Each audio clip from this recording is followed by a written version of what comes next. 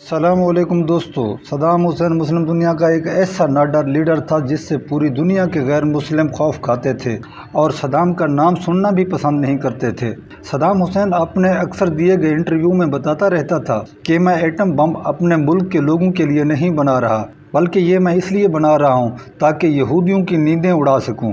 ایک دفعہ Saddam Hussein کے متعلق اسرائیل کے وزیر اعظم نے کہا تھا کہ یہ ایک پاگل شخص ہے جسے نہ تو اپنی فکر ہے نہ ہی لوگوں کی۔ صدام حسین کفار کی آنکھ میں آنکھ ملا کر بات کرنے کا عادی تھا، اور جب بھی کوئی یہودی صدام حسین کو سازش کا حصہ بنانا چاہتا تو اسے منہ کی کھانی پڑتی۔ دوستو، یہی وہی حکمران تھا جو ایک خاتون کی فریاد پر اسرائیل پر چڑھ دوڑا تھا اور اسرائیل کے دارالحکومت پر 40 میزائل داغ دیے تھے۔ ہوا کچھ یوں تھا، ایک دفعہ صدام حسین کی لائیو کانفرنس چل رہی تھی کہ اچانک ایک چیختی چلاتی ہوئی عورت اچانک ان کے سامنے آ کر کھڑی ہو گئی اور صدام حسین کو سخت الفاظ میں مخاطب کرتے ہوئے کہا کہ اسرائیلی فوجیوں نے میری بیٹی کو ریپ کا نشانہ بنا کر قتل کر دیا ہے اور تمہیں یہاں کوئی فکر نہیں ہے اور تم عیش و آرام کی زندگی بسر کر رہے ہو، اور ادھر ہم پر مظالم کے پہاڑ توڑے جا رہے ہیں۔ اور اسرائیلی عورت نے کہا، ادھر ہمارے گھروں میں اسرائیلی فوجی نوجوان بہنوں اور بیٹیوں کو اٹھا کر لے جاتے ہیں جن کو بعد میں قتل کر کے پھینک دیا جاتا ہے، اور ہمارے چھوٹے چھوٹے بچوں کو سڑکوں پر گھسیٹ گھسیٹ کر مار دیا جاتا ہے۔ کیا تمہیں ان عورتوں، بچوں اور بوڑھوں کی چیخیں سنائی نہیں دیتی جو روزانہ اسرائیلی فوجیوں کی گولیوں کا نشانہ بنتے ہیں؟ کیا تم سے ان عورتوں، بوڑھوں اور بچوں کی چیخوں کا حساب نہیں لیا جائے گا؟ اس عورت کی یہ باتیں سن کر صدام حسین رونے لگا اور کہا کہ اب اسرائیل کا کوئی بھی شخص صبح کا سورج نہیں دیکھ پائے گا، اور جس طرح یہودیوں نے ہماری ماؤں بہنوں کو رلایا ہے، میں اس طرح ان کی چیخیں نکالوں گا اور ان کو تہس نہس کر کے رکھ دوں گا۔ لہٰذا اس کے فوراً بعد صدام حسین وہاں سے اٹھا اور فوجی قیادت کی ایک میٹنگ بلائی جس پر اس نے اسرائیلی فوج پر حملہ کرنے کا حکم جاری کر دیا۔ پھر اس کے حکم کے مطابق اسرائیل کے دارالحکومت پر 40 میزائل داغے گئے جن سے اسرائیل کے ہوش اڑ گئے۔ صدام اتنا طاقتور اور اپنی مرضی پر چلنے والا شخص تھا کہ کوئی بھی ملک اس سے پوچھنے کی جرات تک نہ کر سکا کہ اس نے یہ میزائل کیوں مارے ہیں۔ ان 40 میزائلوں نے اسرائیل کے دارالحکومت تل ابیب کو مٹی میں ملا دیا، جبکہ بڑی بڑی بلڈنگز تباہ و برباد ہو گئیں اور ہزاروں یہودی جہنم واصل ہو گئے۔ صدام حسین نے یہ 40 میزائل ایک ایک کر کے داغے تھے، مطلب جب اسرائیلی یہودی ٹیمیں مرنے والے اپنے اسرائیلیوں کو اٹھا رہی ہوتی تھی تو اوپر سے ایک اور میزائل گر پڑتا تھا جو ان کو بھی موت کے منہ میں بھیج دیتا تھا۔ اسی طرح یہ دن یہودیوں کی زندگی کا آخری دن لگا، لہٰذا یہ تمام یہودی چوہوں کی طرح اپنے گھروں میں گھس گئے اور مرنے والے یہودیوں کی لاشیں ویسے ہی سڑکوں پر پڑی رہی جو کتوں کی غذا بن گئی۔ صدام حسین کے حملوں سے لگتا تھا کہ آج کوئی بھی یہودی بچ نہیں پائے گا، لیکن اللہ کو کچھ اور منظور تھا۔ یہودی ایسا ایسا نکلنے میں کامیاب ہو گئے، مگر آج بھی صدام حسین کو یہودی ہٹلر ثانی کا نام دیتے ہیں اور صدام کا نام سنتے ہی تھر تھر کانپنے لگتے ہیں۔ ناظرین، اب یہودی جان چکے تھے کہ ہم اگر اسرائیل کو چھیڑنے کی کوشش کریں گے تو یہ عراقی ہمیں نسلیں ہی تباہ کر دیں گے، لہٰذا یہ اندر ہی اندر عراق اور صدام حسین کے خلاف سازشیں کرنے میں مصروف ہو گئے۔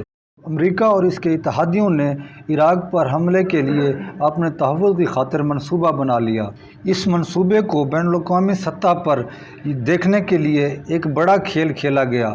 امریکہ، اسرائیل اور ان کے اتحادیوں نے صدر صدام حسین پر بچوں کے ہسپتال پر حملہ کرنے کا جواز پیدا کر دیا، جس کو ثابت کرنے کے لیے عالمی میڈیا کے بڑے بڑے اداروں کو اربوں ڈالر کھلائے گئے اور دن رات پروپیگنڈاز کی ویڈیوز چلوائی گئیں۔ اور پھر جب بین الاقوامی سطح پر امریکہ یہ پروپیگنڈا پھیلانے میں کامیاب ہو گیا کہ عراقی حکومت جنگی جرائم میں ملوث ہے، تو اس بات کو بچوں کے ہسپتال پر حملے کے جواز کے نام سے اس نے آپریشن ڈیوڈ سٹارم کے نام سے شروع کر دیا اور عراق پر جنگ مسلط کر دی۔ اور حملہ کرنے کے بعد اپنے اس اقدام کو صحیح ثابت کرنے کے لیے امریکہ اور اس کے اتحادی مسلسل یہ بات دہراتے رہے کہ عراق کے پاس وسیع پیمانے پر تباہی پھیلانے والے ہتھیار موجود ہیں اور یہ دنیا کی سالمیت کے لیے بہت بڑا خطرہ ہے۔ اس کے علاوہ عراق پر جوہری ہتھیار بنانے اور حاصل کرنے کا الزام بھی لگایا گیا۔ 2003 میں امریکہ اور اس کے اتحادیوں نے عراق پر دوسرا حملہ کیا اور عراق پر قبضہ کر لیا، لیکن اپنے کسی بھی الزام کو ثابت کرنے میں ناکام رہے۔ البتہ امریکہ اور اس کے اتحادی خطے میں اپنے تحفظ کو یقینی بنانے میں کامیاب ہو گئے۔ اس قبضے کے بعد 14 دسمبر 2003 میں صدام حسین گرفتار ہوئے۔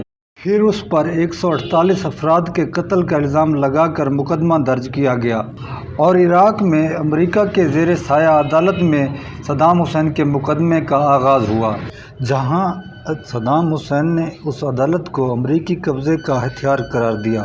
جب اس عدالت کے جج نے صدام حسین کو سزا دینے سے انکار کر دیا تو اسے صدام حسین کا ہمدرد پکار کر اسے برطرف کر دیا گیا اور ایک نیا جج آ گیا جس نے مقدمے کے آخری مراحل کی سماعت کی، جبکہ اس تمام تر عدالتی کارروائی کے دوران صدام حسین امریکی تحویل میں رہا اور مقدمے کے سماعت کے دوران صدام حسین کے 3 وکیلوں کو بھی قتل کر دیا گیا، جس پر صدام حسین نے بھوک ہڑتال کی، لیکن اس کے باوجود صدام حسین کو آزاد ٹرائل کا حق نہیں دیا گیا اور عدالت نے امریکہ کی اعماء پر صدام حسین کو سزائے موت سنا دی۔ صدام حسین کو سنائی جانے والی پھانسی کی سزا بین الاقوامی طور پر انتہائی تنقید کا نشانہ بنی، لیکن امریکہ بہادر کے سامنے کس کی چلتی ہے؟ جس کی لاٹھی اس کی بھینس۔ دوستو، امریکی قید کے دوران صدام حسین نے اپنے دن کیسے گزارے؟ اس حوالے سے صدام حسین کی ڈیوٹی پر تعینات امریکی فوجی نے کہا، صدام حسین بہت کم ہی سوال کرتا تھا۔ کمرے کے باہر ایک کیاری تھی جسے وہ باقاعدگی سے پانی دیتا تھا۔ انتہائی بے خوف آدمی تھا اور وہ موت کو جیسے کوئی خوف دینے والی چیز ہی نہ ہو کچھ بھی نہیں سمجھتا تھا اور نہ وہ کسی پچھتاوے کا شکار معلوم ہوتا تھا۔ صدام حسین نے زندگی میں جو کچھ بھی کیا وہ صرف اور صرف اپنی مفاد، اپنے عوام کی خاطر کیا۔ دوستو، اس نام نہاد دی جانے والی پھانسی کی سزا پر قوانین کی کئی بے ضابطگیاں بھی کی گئیں اور سوئے ہوئے صدام حسین کو جگا کر کہا گیا کہ اگلے 24 گھنٹوں میں ان کی سزا پر عمل درآمد کیا جائے گا۔ یہ خبر سن کر بھی صدام حسین انتہائی مطمئن رہا اور اپنی آخرت کی تیاری بھی شروع کر دی۔ نہانے کے بعد اللہ کے حضور سجدہ ریز ہوا اور شکرانے کے نفل ادا کیے، پھر ناشتہ کیا اور پھر اپنے قریبی افراد کے نام خطوط لکھے اور اپنے سب کام نپٹانے کے بعد صدام حسین خود چل کر مسکراتے ہوئے پھانسی گھاٹ پر پہنچے۔ دوستو، صدام حسین کے لکھے گئے خطوط میں ایک خط ایسا بھی تھا جو اس نے اپنی بیٹی کے نام لکھا تھا اور وہ خط بھی اب منظر عام پر آ چکا ہے۔ صدام حسین نے خط میں لکھا تھا کہ مجھے پورا یقین ہے یہ لوگ میری موت کے منصوبے پر کام کر رہے ہیں، تاہم اللہ جو چاہے کرتا ہے اور وہ ہر چیز پر قادر ہے۔ میرے پاس ان کا ایک جرنیل آیا، ایک ترجمان بھی ان کے ساتھ تھا۔ اس نے مجھے ایک کاغذ تھمایا اور کہا کہ میں ایک پیغام عراقی قوم کے نام لکھوں کہ وہ ہتھیار پھینک دیں اور مسلح جدوجہد ترک کر دیں، لیکن میں ایسا کبھی نہیں کروں گا۔ پیارے دوستو، امریکہ کی جانب سے کیے جانے والے قتل کے عینی شاہدین کا کہنا ہے، ایسا معلوم ہو رہا تھا کہ موت کا خوف صدام حسین کو چھو کر بھی نہیں گزرا۔ 3 نقاب پوش جلادوں نے اس کے گرد گھیرا ڈال دیا اور تب صبح 5:30 بجے کا وقت تھا اور تب اذان فجر گونج رہی تھی اور اندر تختہ دار پر صدام حسین امریکہ کے خلاف اعلان حق اور نعرہ تکبیر بلند کر رہا تھا۔ اتنے میں کوئی تختہ دار کا لیور کھینچ دیتا ہے اور پھر قضا کی آنکھوں میں آنکھیں ڈال کر دیکھنے والا صدام حسین اپنی اگلی منزل کی طرف چل پڑتا ہے۔ دوستو، صدام حسین تو امریکی ہاتھوں مارا گیا، لیکن اس کے بعد عراق کی عوام کی بدبختی کا دور شروع ہوا اور آج بھی عراق پر امریکہ کا کسی نہ کسی صورت قبضہ ہے اور وہ عراق کی سرزمین کو لوگوں کے خلاف استعمال کر کے دوسرے اسلامی ممالک کے خلاف کارروائیاں کر رہا ہے۔ یہاں ایک بات یاد رکھنے والی یہ بھی ہے کہ کفار کسی بھی صورت مسلمانوں کے دوست نہیں ہو سکتے اور یہ قرآن پاک کا سیدھا سادہ اعلان ہے۔ جی تو معزز دوستو، یہ تھی ہماری آج کی ویڈیو۔ ہمیں ہمیشہ کی طرح آج بھی امید ہے ہماری ویڈیو پسند آئی ہوگی۔ امید کرتے ہیں اس کے ساتھ کہ اگلی ویڈیو میں حاضر ہوں گے۔ اب تک کے لیے اللہ حافظ۔